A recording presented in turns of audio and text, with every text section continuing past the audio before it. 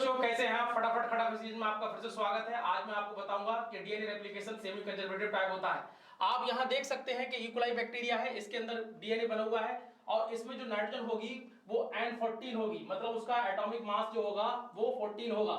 अब क्या करा गया कि इसमें लिबेल्ट कर दिया गया N15 को, मतलब इसकी जो दोनों स्ट्रैंड्स हैं उसमें N15 आ गया। तो अब N15 आ गया। अगली बार जब इसको ग्रो कराया तो इसको मीडियम को चेंज करा और मीडियम को लिया N14 अमोनियम क्लोराइड के फॉर्म में। और अब क्या होगा कि इसकी जो दोनों स्ट्रैंड्स जो N15 वाले हैं वो 15 स्ट्रैंड अलग हो गए। तो देखो ये लाल वाला अलग होगा और ये अलग हुआ, और जो नया स्ट्रैंड आएगा वो किसके अकॉर्डिंग आएगा? मीडियम के अकॉर्डिंग आएगा। और मीडियम कौन सा है? 14 वाला। तो 14 वाला देखो, एक नया स्ट्रैंड इसमें आ गया, एक स्ट्रैंड नया आ गया इसमें। तो यहां एक चीज समझ में आ रही है कि आधा इसमें दिख रहा है पेरेंटल और आधा जो दूसरा सेगमेंट आ रहा है वो आ रहा है मीडियम के हिसाब से। आगे बढ़ते हैं। फिर से मीडियम मैंने सेम रखा। जब मैंने मीडियम सेम रखा और इस बार भी मैंने मीडियम किसका लिया? N14 का, मतलब नाइट्रोजन का एटॉमिक मास जो है वो 14 है। तो इस बार भी देखो क्या करेंगे, हमने डायरेक्ट बना रखा है।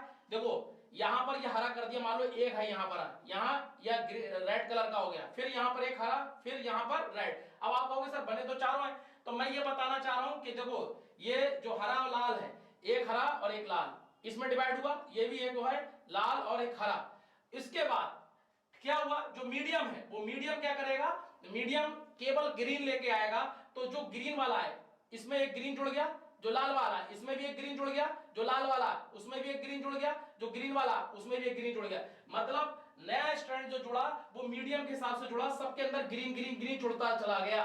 तो इसका मतलब क्या हुआ कि जो डीएनए रेप्लिकेशन हुआ उसके अंदर आधा पेरेंटल रहा, आधा नया रहा। यहां पर मैं आपको एक बार और भी थोड़ा सा समझा दूं। जैसे मान लो यहां दोनों रेड थे, अब ये दोनों रेड अलग अलग हुए, और अगर मीडियम हमने ले रखा था 14, तो क्या हुआ यहां पर ये दोनों पेरेंट अलग हुए और 14 मीडियम के हिसाब से ग्रीन आ गया, फिर ग्रीन आ गया।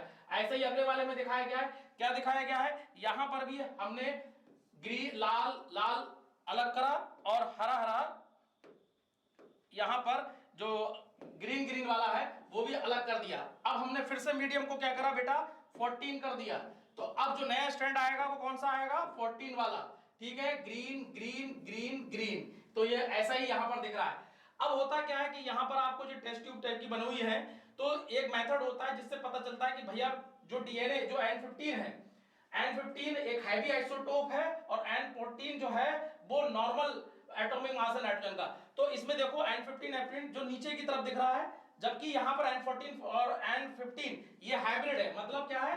इसके अंदर दोनों है, और ये N14 N15 ये लाइट डीएनए मॉलिक्यूल है और ये हाइब्रिड डीएनए मॉलिक्यूल है, और ये हैवी डीएनए मॉलिक्यूल है। इसको रेडियोएक्टिव बोलते हैं। एनसीईआरटी कह रही है कि ये N15 हैवी है। तो यहां देख सकते हैं ये बीच में आ गया और लाइट वाला ऊपर की तरफ आ गया, और जनाब जो है हाइब्रिड वाला है वो बीच में, और सबसे हैवी वाला नीचे की तरफ है। मतलब ये फॉर्मूले पर डिपेंड करेगा, डेंसिटी बराबर मास अपॉन वॉल्यूम। अगर मास ज्यादा है तो डेंसिटी भी ज्यादा होगी। ठीक है, तो इसका मतलब जो भारी चीज है वो नीचे की तरफ देखेगी, जो मीडियम साइज की भारी है वो बीच में देखेगी, और जो लाइट है वो ऊपर की तरफ देखेगी। तो ये सब बातें आपको यहां पर क्लियर होगी कि डीएनए रेप्लिकेशन कैसा होता है, सेमी कंजर्वेटिव टाइप। इसी तरीके के शॉर्ट वीडियो देखने के लिए स्कॉलरनेट को फॉलो करें, लाइक करें, सब्सक्राइब करें और अपने दोस्तों के साथ शेयर करें।